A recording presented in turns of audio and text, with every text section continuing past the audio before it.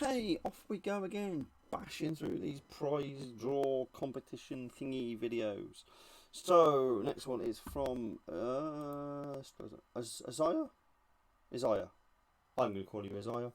Oh, you sent me a few. Oh, it's the last three. It's the last three, and I'm finally done. Then I can upload all of this. Well, I'll get all these done tonight then. Okay. Oh my god, it's 23 minutes long. Okay. So Midway Village Museum, September 2022. That's only just happened. World War II Woods Battle 3 minus D-Day plus 6. Okay. Very specific date. Okay. Oh, it is. I can't interrupt this one hardly at all anymore. I don't know about I gotta get in to see my ear and my eye doctor, and it's all both our left side. Ew, she just pulled up the rope. Keep it clean the garden tomorrow by 9. Oh, dude. Oh, did Mama tell you how you're helping Nanny tomorrow? Here. She started. Thank you. Watch out slowly. Thank you. Yeah, you're gonna be Uncle's helper, Kitten, and Ellie is gonna be Nanny's. I gotta get it. Yeah.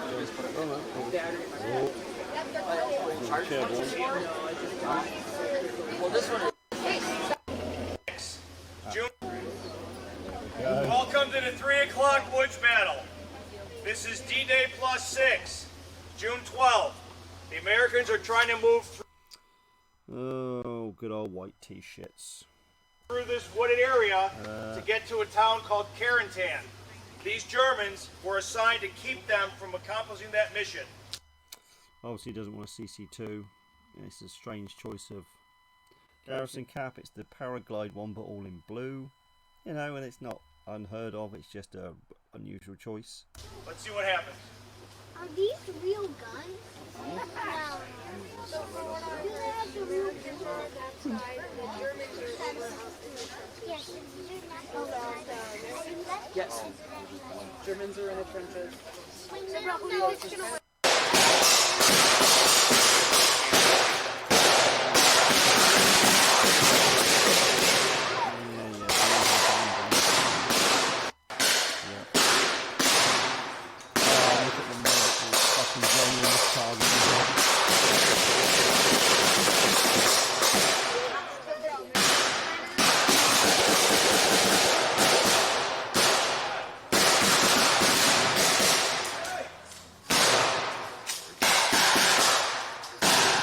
Obviously, nobody wants to shoot the medic. Just, you know, in the open, being left alone.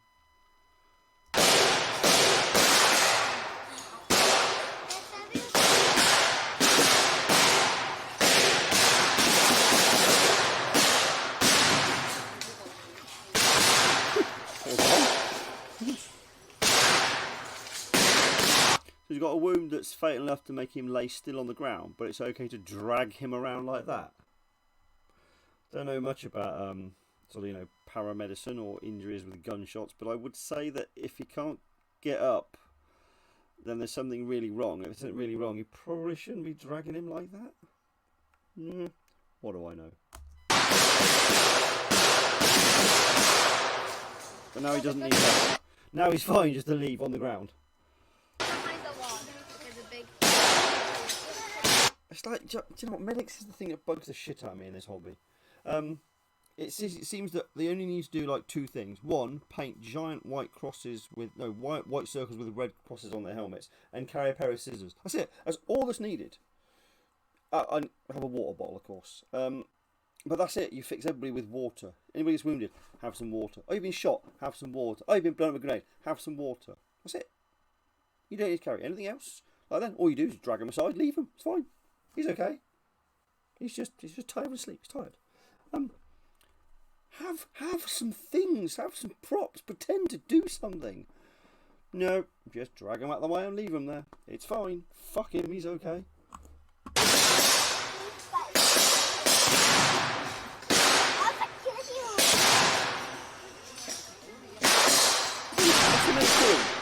He's doing nothing. What was the point of that whole exercise of moving him out of the way?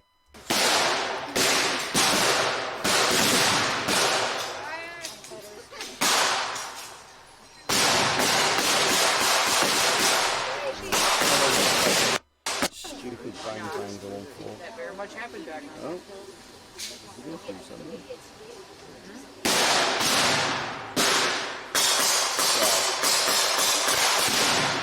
Well, not really.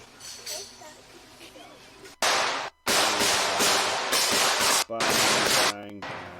Yeah, we've seen bang, bang.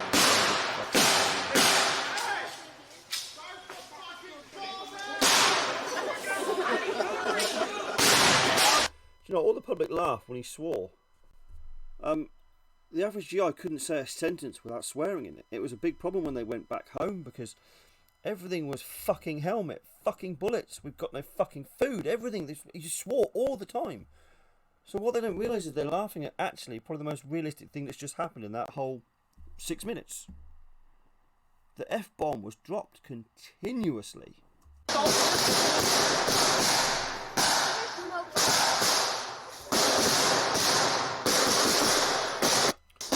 Right. And more of this.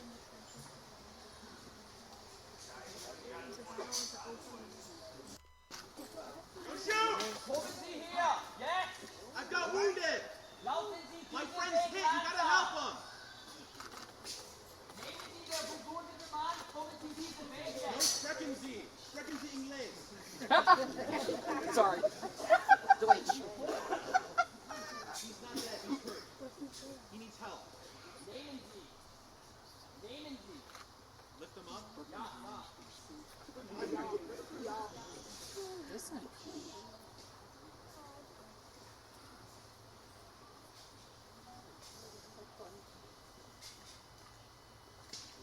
Langsam kommen Sie diese Weg jetzt.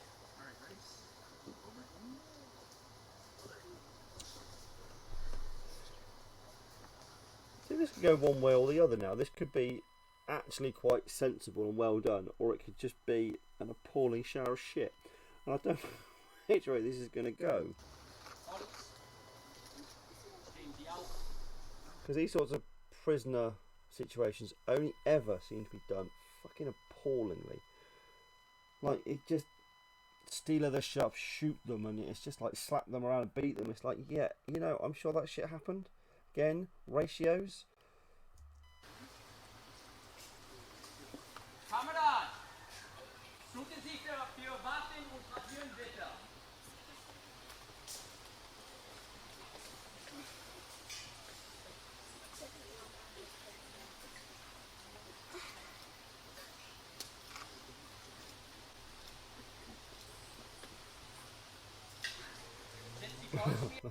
What was I saying about water? Anybody wounded, give them water. Hey, Schwarzenegger, paratrooper? Yeah.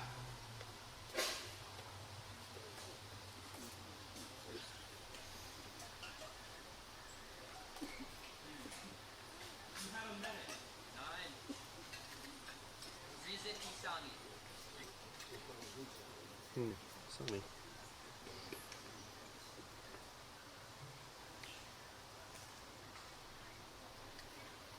Was ist los mit Ihnen? Okay, so tending to break open the sulfonamide powder, put it on the wound.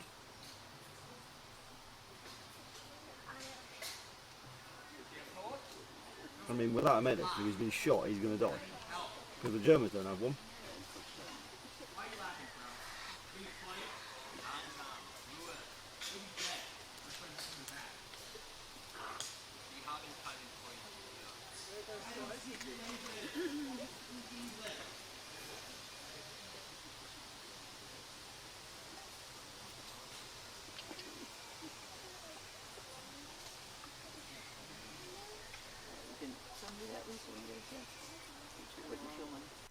So what we see here, we see some interesting bits and pieces. Obviously he's whipped open his Carlisle pouch and that's gone. His parachute packet's above there, that's good.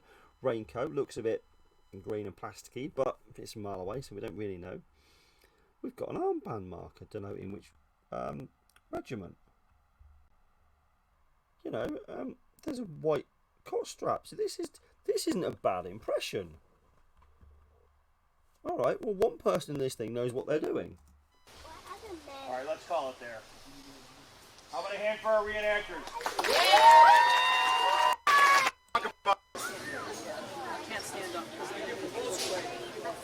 Okay, so. Minutes. They're gonna, Oh, talking, yeah. now, if you guys are Oh, how old's the dude in the middle? quiet, they'll tell you their story. Give them a couple minutes. Oh, here we go. They're going to talk as loud as they can. Stories. All right, thanks for coming out, everybody. I represent a member of the German military of the 716th Infantry Division. It was a real division in World War II that fought in the Battle of Normandy. They actually fought on 4 of the 5 invasion beaches on D-Day. It's a pretty fascinating history because about 40% of the division weren't even Germans. They were Poles, they were Russian prisoners of war, they were Ukrainians, people who were usually anti-communists and were told that if you join the German military, you will fight against communism and Stalin. Instead, they were sent to Western France to man bunkers in Normandy. They were basically given the crappiest equipment. I am actually carrying a French World War II rifle. This is actually common for the 716. They used a lot of captured Eastern European weapons as well. They were not given very good gear. The average age is about 36 years old. They're basically made up of the combat veterans from the Eastern Front who were no longer fit for active service, and then foreign volunteers. And so they actually managed to fight pretty hard for about 2 weeks, and they're pulled out to southern France just in time for the Allied invasion of southern France. They actually fought all the way through up northwest. They fought the Colmar pocket, and they actually survived. They were rebuilt 3 times. Okay, so this you can see why this guy is talking. He knows something about his chosen topic. Fantastic, and nothing he said makes you go, what? Thanks, Harry. Who was it? Oh, it's Tom from Mistrop. Survived until May of 1945. Oh, sorry. Hi, Tom. That's our unit story. Next up, 709. I have more of a clairvoyant question. What would you rather have? Your gun was out of bullets. Do you want this? Is your hand-to-hand weapon? Or Who thinks yes? who wants this? Or What's our other option? exactly. Other option is just this dull old shovel. Well, I mean, Why would see, I'm sure this is supposed to be a trick question, and I'm sure he's going to legitimise that the shovel is better, but I mean, you stick the bayonet on the end of the gun, you've got a fucking spear, and no, not one for throwing. The shovel's a shovel. Yes, you can use it pretty much like an axe, but one's designed to kill people, the other's not. I'll stick with the bayonet, thanks. I'm sure he's going to come up with some bollocks why the shovel's better. Let's ready for this nonsense.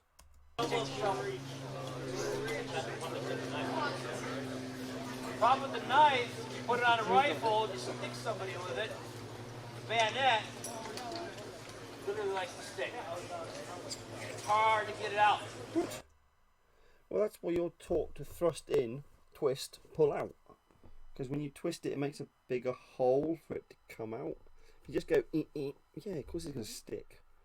If you're lucky enough to have a round in your rifle, you can shoot it off, and hopefully it'll knock If you're rounding your rifle, why would you be bayoneting people? them off, or you can kick them off.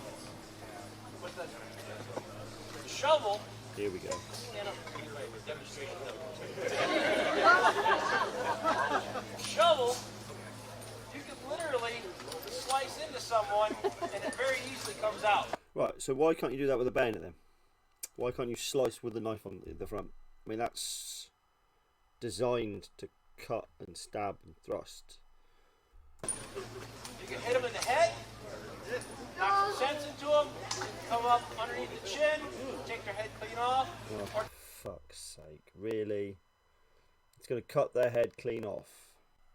This is the sort of misinformation, stupid bullshit that infuriates me. The other guy, great, fantastic.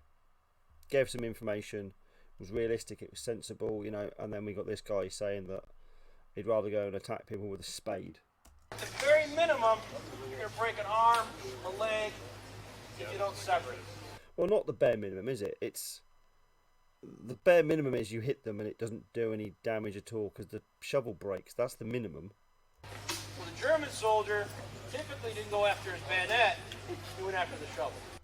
Right, so the typical German soldier in melee got out his shovel and used that. I'm calling bullshit on that one. So that's my information for the day. Thanks for that. I'm going to represent someone from the 3rd Gebirgsjägers, 139th. We are the German mountain troops. Some of our gear is slightly different than the others. Our caps, shorter brim, higher peak. Also, our boots have about 10 pounds worth of metal studs. Meant for climbing. Got slits for skis and all that. We never really fought the Allies. We were mostly through Norway, down through Russia. But there's Gebirgsjägers in all theaters except for France. They're in North Africa, Italy, Russia, Norway, Finland, all those fun places. So. See, now how can we gone from somebody who knew what they were talking about to Mr. Shovels to this guy who knows about Gebirgsjäger? Albeit very briefly. Now the American side. Oh no, oh no. There's a reason why I've been sent this video, isn't there? And I fear that it's coming up now.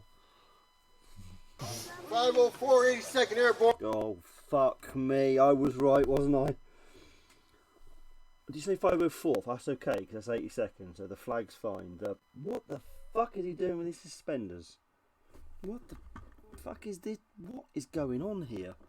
I mean, ignoring the fact this guy's of the more rotund, you know, barrel-shaped GI. We've got no shirt. We've got this giant white T-shit. Not that clued up with 82nd in Normandy, but I'm imagining the Grand Belt's probably wrong. And there seems to be very little attached to it as well. Why am I scrolling down? Like I can see further down the legs. God. I'm almost too scared to hit play. More devils, baggy pants. They did not fight and they didn't jump on D-Day. They were so depleted they fought in Italy. They did a night jump. They were so depleted, they were 50% casualty rate. The time they got there, they pulled them in England, they had to get replacements. So what they did, they had 37 guys volunteer to be pathfinders. And they jumped first. They had little flashlights, little laser beams they call them, whatever. Laser beams. Oh my god. Okay, mate. Planes came over, they were over the drop zone. All 37 made it back. And then they went off in Operation Bark the Garden. They ended up fighting through into Germany. And they were pretty tough guys. So What kind of rifle is that? M1. I didn't hear if you told that right. What kind of rifle is this? Can you imagine jumping with this thing? Yeah. Imagine this thing being right here and you're coming down.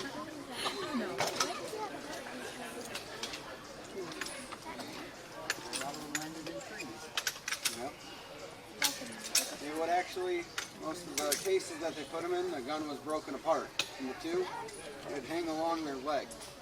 So whenever you got down, you'd have to assemble your gun. Why would... No. No, it wouldn't be... No.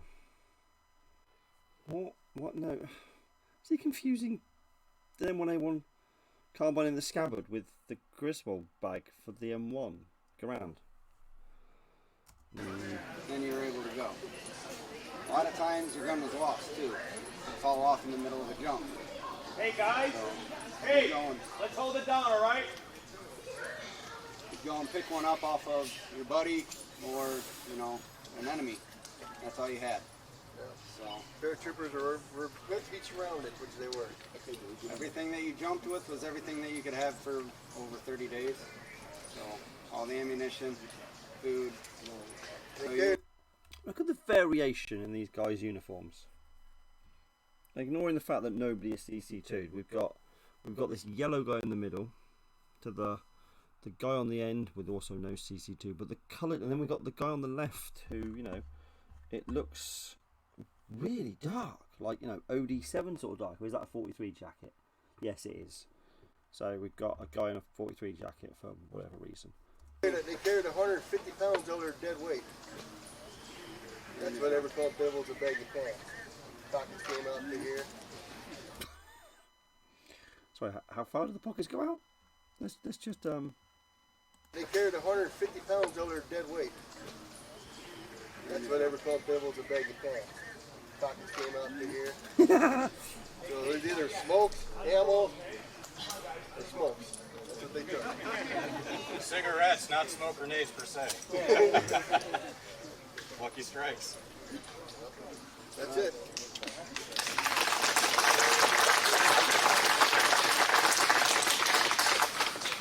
So I'm going to take over talking about the other major American airborne unit that participated in the Normandy operations in 502nd. Oh God! I was so hoping he wasn't even going to be 101st, but to boot that, he's 502nd.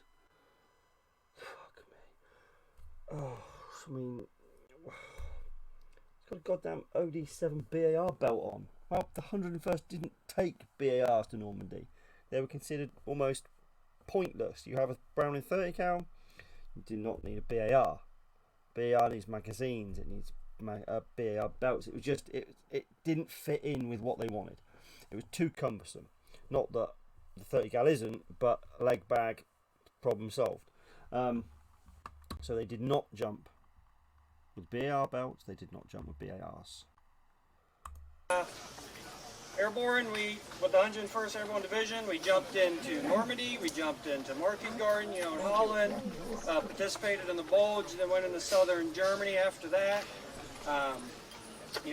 On Normandy, we were just one of the many groups that did the night jumps, helped secure strategic positions, bridges, major crossroads, villages, stuff to prevent the Germans from going onto the beaches, smashing the boys that just landed and knocking them back out to sea. I carry a couple different... Oh, let me just flick back just the tiniest little bit. Come back out. It's this fucking horrible bottle green scrim. It's just awful. And it stands out a mile, and it's just cheap shit. Even Grandad over here's got, although it's a bit verging on the natural sort of colour, he says some good browns in there. White is everywhere wearing a white t-shirt. 1, 2, 3, 4. Let's see.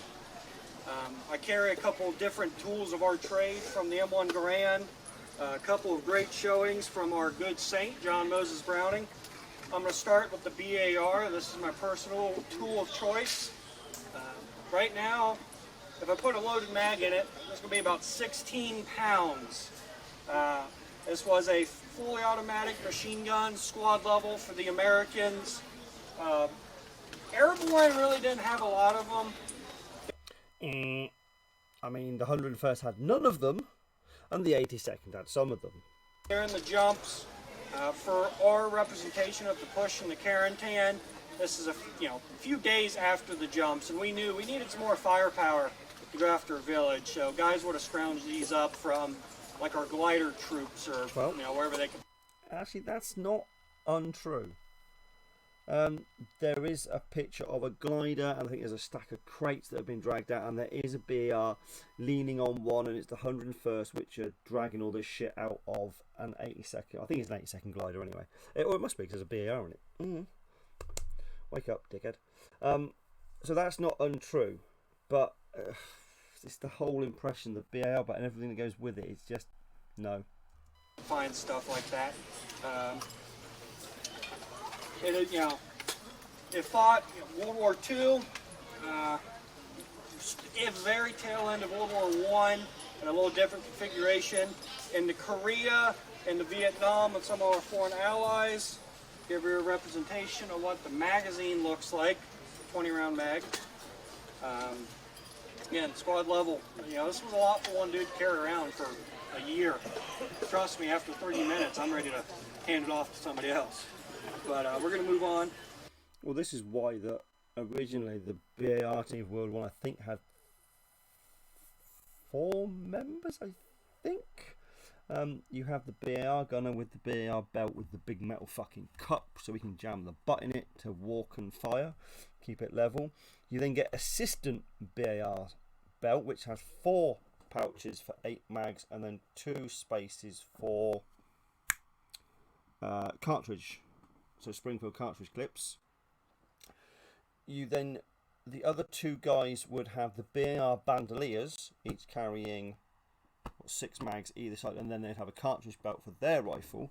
And it's almost like the World War II 30 cal team, where you've got your 2 ammo bearers. You've got the guy who carries the tripod, the guy who carries the gun. It's almost the same format, just with magazines ready to go, worn on bandoliers and in belts, rather than spam cans. Just like that. Just like that. Move on to something twice as heavy. The Browning 1919, also 30-06. This would be a belt-fed weapon. This would be carried by a 2 or 3 man team. Look at that scrim, my god. It looks like it's come out of Chernobyl. Why is it so neat? It's just puke-worthy. For paratroopers specifically, on D-Day. Whoa. Why is this for paratroopers specifically? What, nobody else used this? They would not have jumped holding this. These were dropped in separate weapon drops. Of course, these are just plastic blanks, but give you an idea, belt fed go into it. With the tripod, gun, loaded, that's about 30 pounds. But the gun would be carried separate of the tripod. Like I said, 2 to 3 man team. Wow. Third man might be an ammo bearer. 4 man, yeah. But... again, this fought mostly all the way through World War II, Korea, Vietnam. Some good tools of the trade for the Americans. Any questions? Well, I just wanted to say my dad was 101st Airborne. Oh. Thank you for your Yeah, service. thank you for your service. Thank you. That's why you guys are special to me. That concludes the 3 o'clock woods battle. Thank you very much for coming. Was there a question? What's your question? I was just going to ask, so how many extra mags do you carry with the BAR? He carries 12. How much would that weigh? A lot. 30 Yeah, I mean, pounds? you probably got another, 30 pounds. yeah. And then there would be other gunners that carried 12 apiece on them. Because every time you shoot the weapon, you got to fill that magazine. As opposed to this, the ammo comes in the box, already linked or ready to go. And But the Browning, this Browning, and the M1, most of them carry all use the same ammunition. So they were able to mix and match into the various weapons. Yeah, good. Okay, so yeah, it was a point I made a while ago with regards to the M1 carbine. But that unique round only ever goes in that one gun. Yet the 30-06 goes in the Springfield, it goes in the Garand, it goes in the BAR, it goes in the 1911. No, it doesn't. The 1911, the 1919. You know, the 30 cal. Yeah, because so many people seem to overlook that fact. And final thing, I want to add a disclaimer, because if you were watching me, you definitely saw it.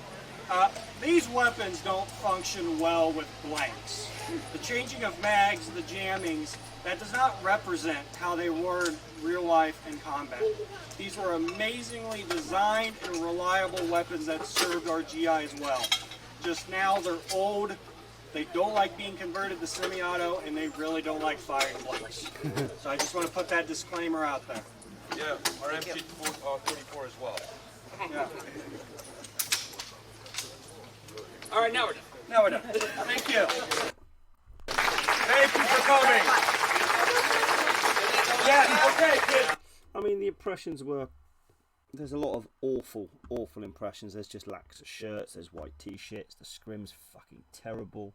But they're engaging with the public at least, because so many groups don't even do that. They just want to sit at the back and look pretty and not talk to a goddamn person. And we see this all the time. I don't get why people have groups that do that. You know, if you're going to do that, you might as well stay at home. Just sit in the kitchen. So although some of these impressions are a bit naff, they're engaging with the public. They're not saying too much was incorrect. There's no farbtastic bullshit. it's tolerable, I guess. I don't have a problem with what they're doing because they're not giving false information. The whole BAR thing, you know, he just covered it over with, you know, they did scrounge them up, and they did scrounge them up. That's, you know, that is seen in pictures. I think I was listening to Koskamaki's audio book the other day, and some guy said he came across a container full of BARs, and he took his pick. That was literally what he said. He took his pick from these BARs, took some mags, and off he went. So yeah, some of the 101st did have them, even though they didn't jump with them. It wasn't on the TONE. They weren't supposed to have them. Still happened.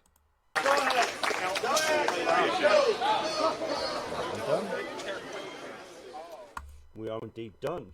Okay. Well, it wasn't that bad. Anyway, a long 30-minute video with me not getting particularly angry. Again, apologies. I thought these videos that you guys were sending me were gonna make me flip my shit, but we're staying cool enough so far. Okay, on to the next. Laters.